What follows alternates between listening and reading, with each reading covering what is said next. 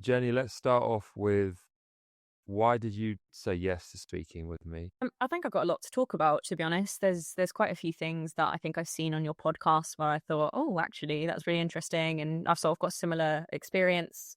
I've got lived experience of quite a few things, and then also kind of the academic side of it from my career as well. So it's quite a few things that I just like to talk about, and yeah, keen to sort of contribute to what you're trying to do. So when you say lived experience, I'm guessing you mean in the context of, do you mean the context of mental health? I do, yeah, Or, yeah, exactly that. so do you want to like just touch on that briefly, and then I'll try and incorporate speaking about you personally with wider topics as we go through, but can you like give a little prelude onto what that means? Sure, yeah, absolutely. So I have complex PTSD. I'm also autistic, and I have panic disorder and non-epileptic attack disorder. So four comorbidities, which is just great fun. Those are things to add into the mix. And I'm really passionate about it because of obviously my lived experience of all of those conditions, and especially some of them being quite rare, and not a lot of people knowing about them. Some of those conditions, I imagine some people wouldn't have heard of at all. So they're quite rare, and I'm really passionate about it because it's something that I've struggled with for a long time. There isn't enough support, there isn't enough awareness, and especially as someone who is high functioning with those conditions, it's even harder to get the support I need. So yeah, that gives you kind of an overview. When you say high functioning, for anyone that doesn't understand what that means, can you expand on that? Sure, absolutely. So the reason I say high functioning, I choose to use that term, and I think it's important to clarify for anyone who has special educational need, mental health need, neurodiversity of any sort, that the term they use to describe themselves is their own choice. It's always that way. Whatever you want to use to describe yourself is okay, and that's fine. And everyone will have different agreements about what the correct term is, but your own condition is your own choice the way you describe it. So when I refer to high functioning, essentially that means I look to other people like I don't have any of these conditions. That's the easiest way to describe it. So I have a full-time career. I've got a postgraduate degree, an undergraduate degree. I've got a car. I've got friends. I've got a social life. I've got a flat. So I have what would seem like kind of a normal life. So I function day to day how it looks like I'm functioning well. Essentially, that's what high functioning means. Obviously, beneath the surface, that's not the case, but most people wouldn't be aware of that. Of course, and that's the very relevant points, because the statistics on sort of young adults with SEN difficulties and have sort of exited childhood and been flung into adulthood, and all the slings and arrows that are part and parcel of encountering that, are not great, and young adults are really struggling along those dimensions that you just laid out. So how was entering adulthood like for you, and what were the ups and downs, and navigating what just ordinary life has to curse and bless us with? How did you cope with that and learn to It's cope? been yeah, it's been hectic. I can't lie. It's been hectic and it's been intense. Yeah, I think the most frustrating thing is watching my peers do everything it takes me. You know, well, I use a spoon analogy. You may well have heard for people with chronic illness, they use an analogy if they have sort of a certain amount of spoons of energy per day. And it will take me, say, for instance, 10 spoons of energy to do something, and I'll watch one of my friends do it and it takes them one. And it's really frustrating to just navigate basic life, watching people around me do it without any difficulty. Even things as simple as going to the shop. I can't just go into a shop and buy things. I have to be very prepared for it. I have to have earplugs with me, noise cancelling headphones. I have glasses that change the light in there because shops are often very bright. I have to be wearing clothes that aren't too hot because I'm heat sensitive as well. I have to make sure I have a shopping list because my memory is quite bad. I will forget things. I have to make sure I have an easy exit to wherever I'm going, so I won't go to a shop too big because I can get lost somewhere at the back, and then I get stressed because I can't exit the shop easily. No, So even really simple things like that. And then you look at huge things, like huge decisions in my life. Like I'm trying to buy a house this year, a massive, massive decision to make. And for a neurotypical person, that's incredibly challenging. But for someone who's neurodiverse, it's even more challenging. So yeah, it's frustrating. But in a way, I like to say that it's helped me. I think if I hadn't have gone through sort of the struggles I had, I don't think I would be where I am today. I'm proud of the fact that I've come through the things that I already have, and I'm sure more in the future. And it's allowed me to keep going, I think, because I'm so dedicated to being normal, and I do use that word, then I push through a lot. So, it's a blessing and a curse, I think. Yeah. And yeah, you definitely should be proud. And I like ending your piece on blessing and a curse because I think that's relevant to what I wanted to say whilst you were talking. I spoke to someone who considered himself to be high functioning as well a few months ago, and he was going to the science behind autism, and he was talking about the cerebellum and the brainstem, and he was basically saying that the cerebellum, I think 80% of our brain neurons reside in the cerebellum. So it's a really, really densely packed and sort of instrumental aspect of the brain. And what the difference between a neurotypical and a neurodivergent, and as from of what at least this is what he was saying or implying, was that the neurotypical's cerebellum has taken all of its experience and automated them and placed them in a system so that they don't have to think sort of directively about what they're doing. So when they're in a social situation, someone says something, they just know what to say. It's just sort of there. And I thought that related to what you were talking about with going into the shops and how you have to sort of not psych yourself up, but you have to be prepared in a sense, and all the other things you laid out. And then I said, are there any benefits to having a brain that doesn't automate like that? And he said, yes, there are a lot of benefits. And what he basically said is that it can be tiring, but your brain has to adapt and it has to think really, really quickly, and it can almost elevate you and put you above other people. You know what? Yeah, I'm so glad you said that, because I was thinking of this the other day, actually. One thing I noticed within myself, and you may have experienced it.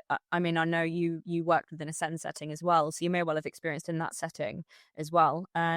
One of the benefits of being neurodiverse is my pattern recognition is uncanny. Yeah. So I usually know what someone is going to say 5 words before they finish their sentence. I usually know how an interaction is going to go because I can recognize patterns in people. I know the way that they're going to react to things. I know the things they're going to talk about. I recognize it so quickly. Even things like, I mean, I feel awful for my other half because he tries to surprise me and he never can, because whatever he's going to get me, I've probably worked out he's going to get me because I know I've mentioned it and I know he's the sort of person that would get this and that sort of thing. You see what I mean? So the pattern recognition, I mean, that is definitely one benefit of it, is that it is incredible. I can usually see the ways things are going to go. I learn very quickly how someone works, what makes them tick, what they like, what they don't like, and then adapt to that. So definitely.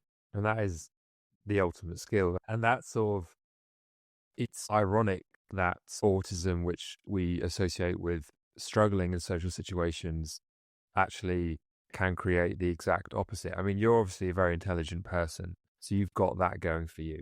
So you've got that sort of combination of those two things working together in unison. But yes, I didn't, that's really interesting that you, in your experience, you have the ability, it goes like precognition almost.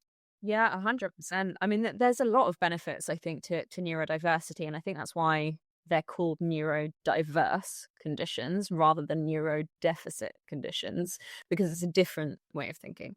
And the way I sometimes describe it is a neurotypical person speaks one language. They speak the way they speak. They are the person they are, and they're that person with everyone. A neurodiverse person may speak 100 languages, and I call them that because we speak in a different way to different people, because we learn what they like and we learn what works for them, and we actively learn and change for each different person. So it's like I'm speaking 100 different languages. And we sometimes see, well, autism, although it is technically a disability, it is classed as a disability, but really it's a different ability. It's an ability. Like, we have the ability to speak all of these different languages in a neurotypical person, because they've never had to, because they've only had to be themselves. They've only had to be as they come. They don't have to learn all of these different languages. So yeah, just another benefit of it. It's nice to recognize some of those positives that do come from these diverse conditions. Definitely. And then you also mentioned complex PTSD. Now that's obviously going to be a sensitive personal subject. What differentiates PTSD from complex PTSD? Yeah, good question. I get that quite a lot, actually. So my assumption is for most people, when they think of PTSD, they think of war veterans and they think of sort of the typical nightmares, flashbacks, that sort of thing. Actually, strangely enough, the Winnie the Pooh movie highlights it really well because he was in the war and you can see flashbacks to it. There's a scene where he's in the war and there's a dead body next to him and there's flies going around it. And then he's playing in the woods with his son and he hears bees and it makes him go back to it. And he has a panic attack because he's flashback to that. So when we look at PTSD, that's kind of what it means. PTSD is post-traumatic stress disorder. You have some sort of trauma, but usually it's an isolated event, as in it's just one kind of trauma. That doesn't necessarily mean it was just one day. It could have been, but it's just one trauma within itself. Complex PTSD is multiple traumas. Most often when you have CPTSD, it's because of childhood, because obviously that's when our brain is developing. So our brain learns to go into the fear response, go into fight and flight all the time because we're developing. Whereas as an adult, we have the ability to sort of reason and work with it and that sort of thing. And it's less likely to develop if those traumas happen later in life. But in that younger area of life where complex trauma has happened, it can be different for different people. It could be abuse, torture, war, all sorts of things. And as a result, it causes physical differences to not only the way the brain looks, the way the brain functions, and causes a whole range of different symptoms. Many of them similar to PTSD, but a lot of more complex and sort of inbuilt challenges. So with PTSD, flashbacks would be an example.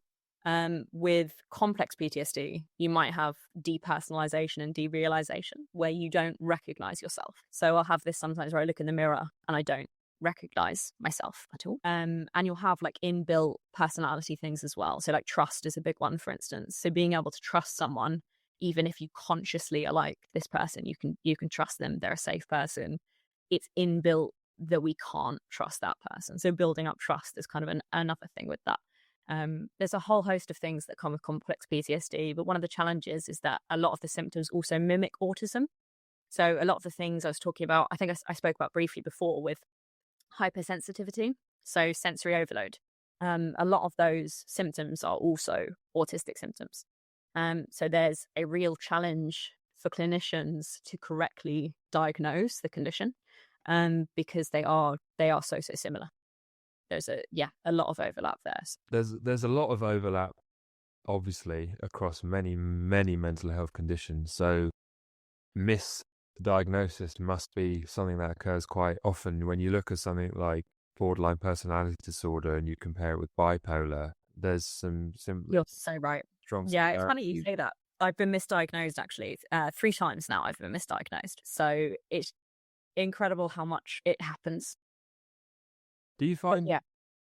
Did another debate that is it new? I don't know how new it is. I'm obviously limited to my own knowledge, but is the debate between diagnosis and no diagnosis in the sense of does being diagnosed help someone or does it place them in a restrictive box and therefore they feel that they are bounded by this bracket that they've been given? What's your opinion on a diagnosis?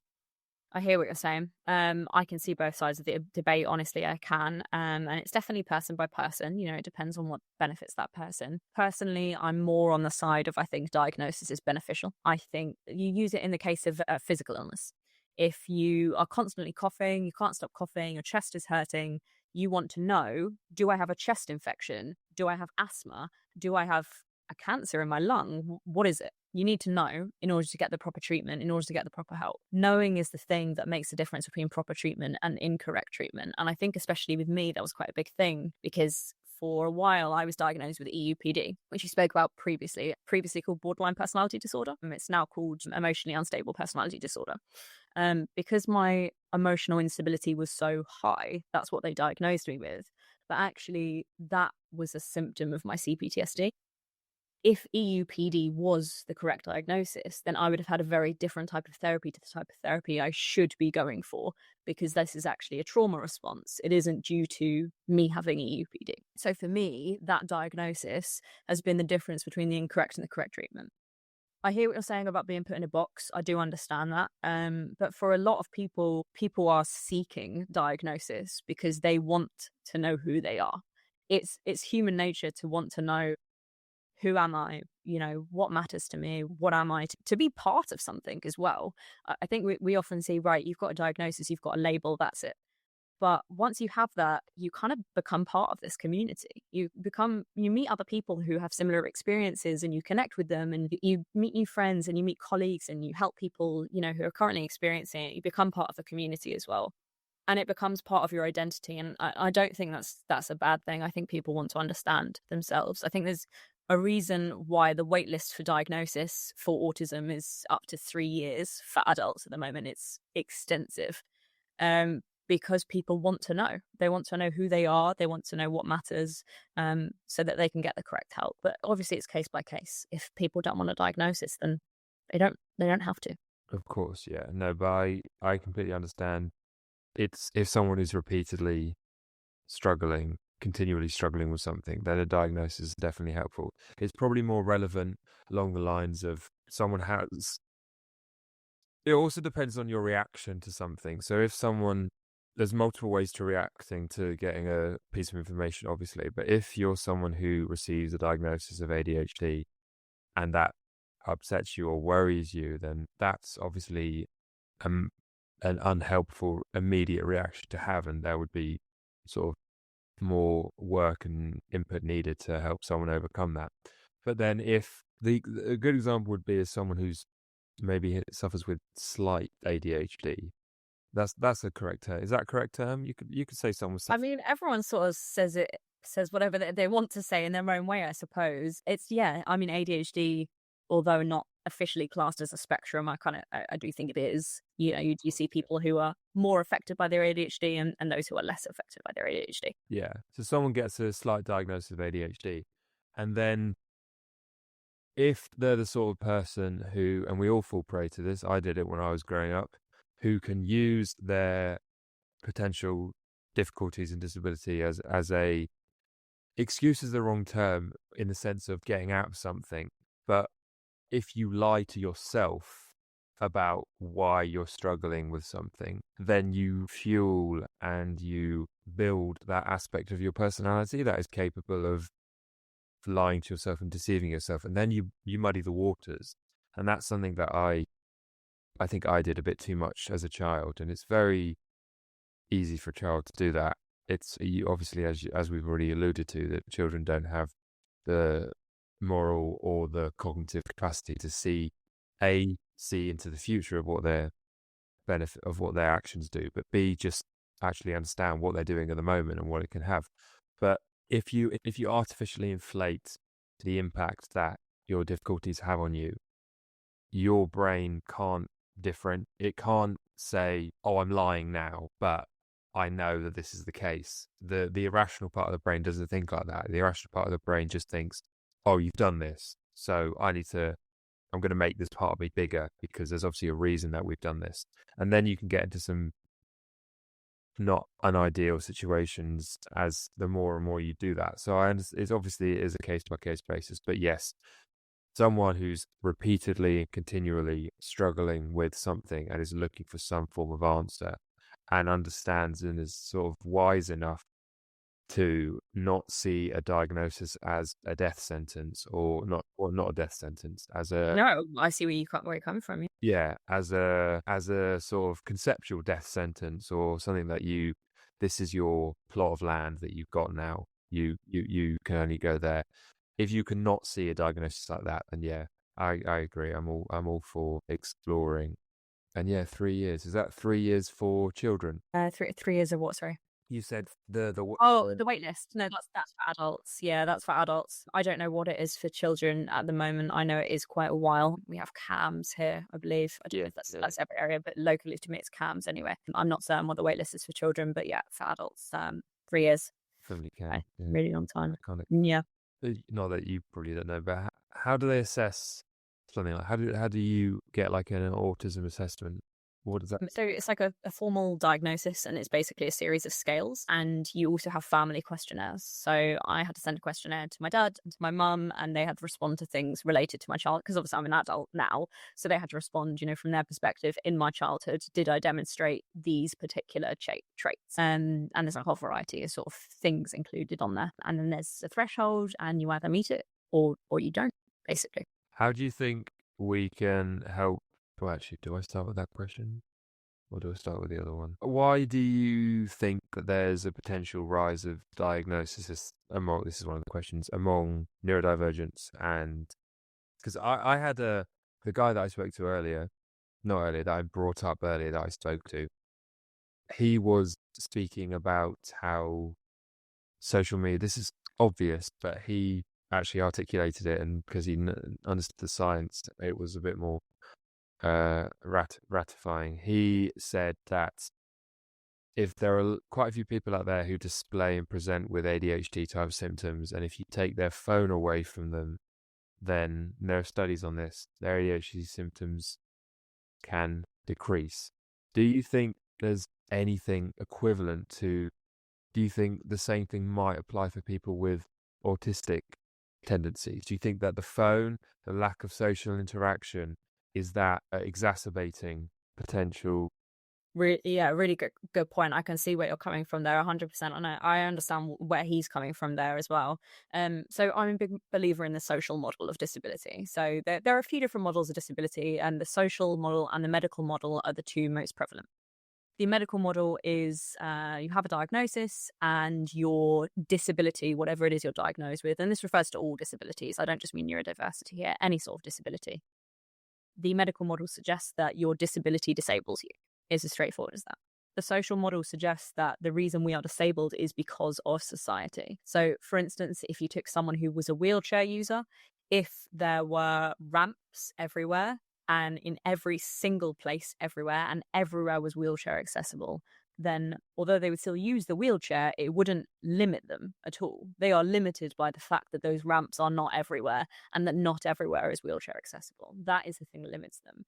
So if you consider autism from that perspective, then not so much. I can understand where you're coming from with phones with ADHD, because obviously it's attention related, and there are some studies regarding younger children and attention, which I'll go into in a minute if you remind me. But with autism, I don't know. I do think that there is that social element of, because the world around us is so much brighter and louder, and there's so many people and everything is so busy, that it's much easier to get overwhelmed by things. And because things are so much more complex now, with social norms are changing all the time. There's always new things to learn. There's always new things to understand. New terms come into language all the time, and we need to learn them. All of these different things mean that it may be more likely that symptoms of autism will be presented. Not necessarily to say that there are more autistic people, because that really isn't the case. Autistic people have always been there. It's just now it's more prevalent because we're seeing people being put in situations where it's triggered. And so, yeah, I'm kind of a believer in that sort of social side of it a little bit as well, that society is one of the things that disables us. And if there were, stimulation, for instance, then overstimulation wouldn't be as much of a problem. If all shops, for instance, had lights turned down, then you wouldn't be as sensitive to light, right? If there weren't constant beeping noises and people talking, you wouldn't be as sensitive to sound if it's quieter. So those things I think do sort of impact it. So I do believe the medical model a little bit, but I'm also quite supportive of the social model, which is kind of what you're referring to there. My theory is that we all exist on, which one is it? Well, one way of conceptualizing it is there's multiple spectrums of potential, like, is disability the right word? Like a mental fragility is maybe a better terminology. And we have a biological point that we find ourselves on, that we're born, and then our environment and our upbringing can move us up or down that spectrum. And we, historically, I think, because society was significantly more stable and maybe not regulated, although I would say, I mean, probably regulated, very binary. We existed very much in binaries, and things weren't questioned. yes, I look at when you say about that, it makes me think of sort of men and women's roles in the household in Yeah. it's very, very sort of typical. The woman stays at home, looks after the children, looks after the house. The man goes to work, makes money, comes back in the evening, dinner's on his table, right? It's simple, it's straightforward. And now, I'm absolutely a feminist and all for the rise of it. But of course, one of the challenges of the fact that now everything is changing is that, there are more options there. There are more opportunities there, and we can be whoever we want to be. And the lack of structure is hell for autistic people. We need structure. We need to know what's happening. We need to know why it's going to happen. But I'm so fortunate to live somewhere where I do have any opportunity, whatever I want to do. If I wanted to study something, I could. If I wanted to go into a different career path, I could. If I wanted to move somewhere else, I could. But it's freedom, but it's no structure. So for autistic people, that's definitely a challenge. Yeah. Yeah. And I think it's particularly difficult you could do a whole, not even episode of podcast, but a whole podcast itself on just talking about those dynamics. Freedom versus structure, safety versus liberation, something like that. Oh, I love that. Yeah, that's great. Yeah, absolutely. Yeah, 100%. Yeah, it's Blessing and a curse again. pardon? Blessing and a curse again. Blessing and a curse again, exactly. Yeah.